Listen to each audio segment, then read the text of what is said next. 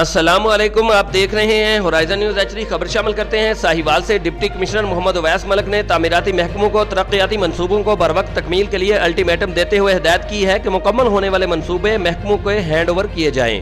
Deputy commissioner کی زیر صدارت ترقیاتی منصوبوں پر کام کی رفتار کا جائزہ لینے کے لیے اجلاس منعقد ہوا، جس میں انہیں سالانہ ترقیاتی پروگرامز کی رفتار بارے آگاہ کیا گیا۔ ڈپٹی کمشنر نے کہا کہ روڈز، بلڈنگز اور سیوریج سکیموں کو مقررہ ڈیڈ لائن میں مکمل کیا جائے، منصوبوں کے معیار پر کوئی سمجھوتا نہیں کیا جائے گا۔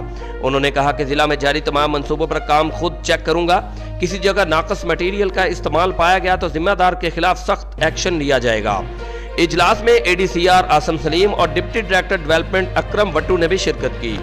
Report Ahmad Sohail, city reporter Sahiwal, horizon news HD Pakistan. مزید خبروں اور اپڈیٹس کے لیے ہمارے YouTube چینل کو سبسکرائب کریں، بیل آئیکن کو پریس کر دیں اور ہمارے Facebook پیج کو لائک کیجیے۔